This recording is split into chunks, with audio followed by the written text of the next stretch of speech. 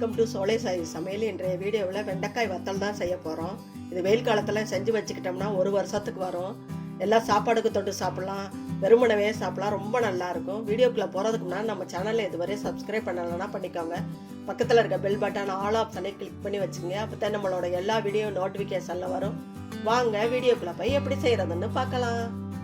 வத்தலுக்கு 1 kilo வெண்டைக்காய் வாங்கியிருக்கிறேன். நல்லா கழுவி சுத்தம் பண்ணி தொடச்சி எடுத்து வச்சுருக்கிறேன். நல்லா தொடச்சிடணும், ஈரம் இல்லாமல் நல்லா தொடச்சிக்கணும். அரிஞ்சிக்கலாம். ரொம்ப நைஸாக அரிய வேண்டாம். ரொம்ப நைஸாக இருந்தால் உங்களுக்கு காஞ்ச உடனே ரொம்ப சின்னமாக போயிடும், பொடியாக போயிடும். இந்த மாதிரி அரிஞ்சால் போதும். ஃபஸ்ட்டு ஒரு நாள் நல்லா காய வச்சிடணும் வெயிலில். அதுக்கப்புறம் தான் மோரில் போடணும். நல்லா இருக்கும். நெய் வாசனையோட வறுத்து சாப்பிட்றதுக்கு ரொம்ப நல்லா இருக்கும். எல்லாத்தையும் அரிஞ்சிட்டு பார்க்கலாம். எல்லா வெண்டைக்காயை அரிஞ்சிட்ட பாருங்க. இந்த மாதிரி அரிஞ்சுக்கோங்க. ஒரு 2 தாம்பாளத்தில் கொட்டி காய விடணும்.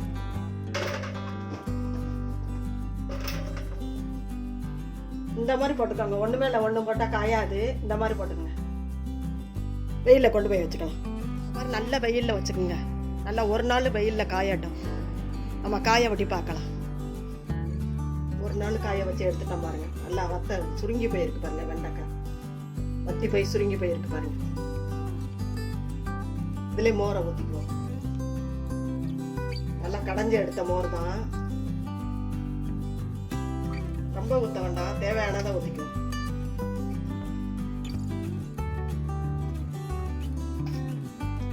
ரெண்டரை கிளாஸ் ஊற்றி இருக்கிறேன்.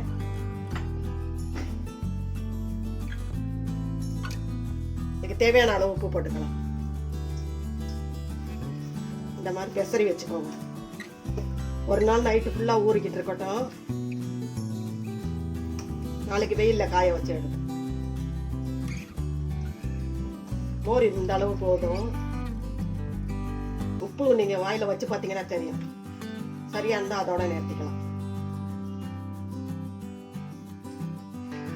நைட்டு ஃபுல்லாக ஊறட்டும். காலையில் வெயிலில் வைக்கும் போது பார்க்கலாம்.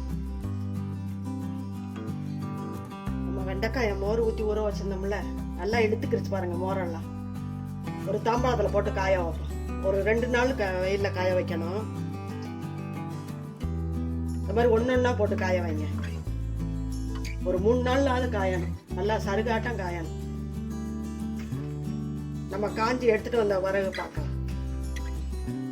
ஒரு 2 தாம்பத்தில் போட்டு காய வைக்கலாம். ஒன்று மேலே ஒன்றா போடாதீங்க. இந்த மாதிரி தான் போடணும். நம்ம காய வெட்டி பார்க்கலாம். நம்ம மோரில் போட்ட வெண்டைக்காயை 3 நாள் காய வச்சு எடுத்துட்டோம் பாருங்க. நல்லா காஞ்சிட்டு பாருங்க. இந்த மாதிரி காயணும். நல்லா சத்தம் கேட்குது பாருங்க. நல்லா சருகாட்டம் காய வச்சு எடுத்துக்கணும். அப்போதான் கெட்டு போகாது, பூச்சியெல்லாம் பிடிக்காது. நம்ம வறுத்து பார்த்துக்கலாம். நல்ல வெயிலில் 3 நாளைக்கு காய வைங்க. நல்லா எண்ணெய் காஞ்சிருச்சு. நம்ம வத்தலை போட்டு வறுத்துக்கலாம். ரொம்ப எண்ணெய் காய விடாதீங்க, கருகிரும். நம்ம புகை வர காய வச்சோம்னா கருகிரும், கசக்கும். அப்புறம் வத்தல் நல்லா வறுவிட்டுருச்சு. ஒரு பிளேட்ல எடுத்துக்குவோம்.